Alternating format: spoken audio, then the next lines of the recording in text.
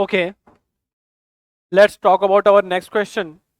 और इस क्वेश्चन में बेटा हमें कुछ रिएक्शंस दे रखी हैं, और इन रिएक्शंस के कंप्लीशन के बाद हमारे पास जो फाइनल सॉल्यूशन होगा उस सॉल्यूशन का नेचर पूछा गया है कि वो सॉल्यूशन एसिडिक है या बेसिक। साथ ही ये भी पूछा गया कि फाइनल सॉल्यूशन बफर है या नहीं है।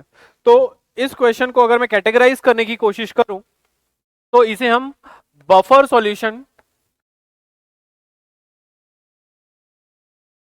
के कंसेप्ट से सॉल्व करेंगे। और अगर हम बात करें अपने पहले ऑप्शन ए की, तो बेटा पहले ऑप्शन में हमें सोडियम हाइड्रोक्साइड की रिएक्शन करानी है एसिटिक एसिड से।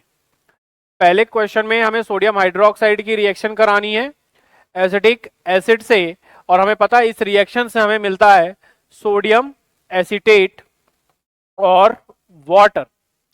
अगर बात करें बेटा अमाउंट की, तो 2.5 मिलीलीटर और 0.1 मोलर यानी कि 2.5 मिलीमोल्स सोडियम हाइड्रोक्साइड के होंगे। Simply 50 into 0.1 that is 5 millimoles acetic acid के होंगे। तो अगर बेटा हम एसिटिक एसिड के 5 मिलीमोल्स ले लें और 2.5 मिलीमोल्स हम ले लें सोडियम हाइड्रोक्साइड के, तो क्योंकि सोडियम हाइड्रोक्साइड लिमिटिंग रिएजेंट है बेटा, ये खत्म हो जाएगा। 2.5 मोल हमें फाइनल रिएक्शन में मिलेंगे एसिटिक एसिड के, और क्योंकि ये लिमिटिंग रिएजेंट है इससे सोडियम एसीटेट भी हमें 2.5 मिलीमोल्स ही मिलेगा। अगर हम ध्यान से देखें तो फाइनल सॉल्यूशन में हमें एक वीक एसिड और उसका कंजुगेट दिखाई दे रहा है, यानी कि ये एक एसिडिक बफर होगा, यानी कि ये एक एसिडिक बफर होगा। और बेटा साथ में इसका जो पीएच होगा वो 7 से कम होगा। तो एसिडिक बफर यानी कि पहले के लिए हमें टिक करना होगा क्यू, और पीएच लेस देन 7 वाला ऑप्शन हमारे पास अवेलेबल नहीं है, तो फर्स्ट के लिए हमें सिर्फ क्यू टिक करना होगा। अगर हम बात करें बेटा बी की, तो बी में हम अगर ध्यान से देखें तो strong acid HCl strong base NaOH आपस में रिएक्ट कर रहे हैं, और दोनों के अमाउंट भी सेम है। अगर हम मोल्स की बात करें तो 25 millilitre 0.1 molar that is 2.5 millimole, और अगर हम बात करें HCl की तो ये भी 25 मिलीलीटर 0.1 मोलर, ये भी 2.5 मिलीमोल्स हैं।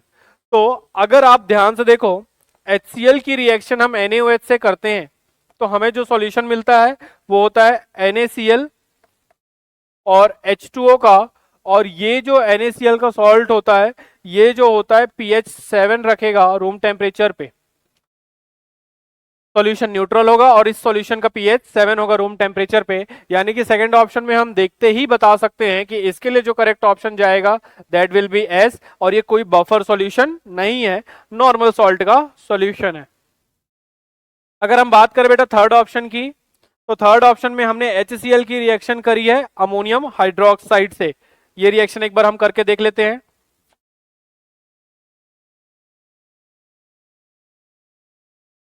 अगेन HCl एसिड है, अमोनियम हाइड्रोक्साइड बेस है, तो आफ्टर रिएक्शन हमें जो सॉल्ट मिलेगा that will be ammonium chloride और साथ में वाटर। अब ये सॉल्यूशन बफर है या नहीं है ये इस बात पे डिपेंड करेगा कि एसिड और बेस की अमाउंट कितनी है।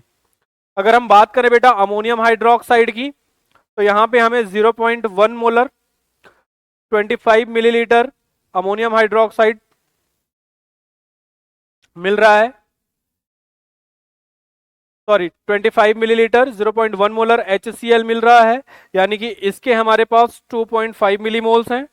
और अगर हम बात करें बेटा, अगर हम बात करें दूसरे ऑप्शन की, तो यहाँ पे अमोनियम हाइड्रोक्साइड के हमारे पास 50 इंटू 0.1 5 मिलीमोल्स हैं, 5 मिलीमोल्स हैं, 2.5 millimoles and 5 millimoles. Again HCl limiting होने की वजह से खर्च हो जाएगा, बट इसके एक मोल से, क्योंकि एक मोल अमोनियम क्लोराइड बनता है, 2.5 मिलीमोल से 2.5 मिलीमोल अमोनियम क्लोराइड बनेगा, और 5 में से 2.5 जाने के बाद 2.5 मिलीमोल्स रिमेनिंग बचेंगे बेटा अमोनियम हाइड्रोक्साइड के। अब अगर हम फाइनल सॉल्यूशन के चेक करें तो अगेन हमारे पास स्ट्रॉन्ग बेस और एक उसका कंजुगेट अवेलेबल हो रहा है, दैट मीन्स अगेन ये एक बफर सॉल्यूशन है। बट क्योंकि अब जो कंपोनेंट है वो स्ट्रॉन्ग वीक बेस है, और वीक बेस होने की वजह से इसे हम बोलेंगे बेसिक बफर, और बेसिक बफर होने के साथ साथ इस बफर का pH 7 से ज्यादा होगा। ये एक बेसिक बफर तो है ही, बट इस बफर का पीएच भी 7 से ज्यादा होगा, तो correct option will be P, और क्योंकि पीएच 7 से ज्यादा है आर।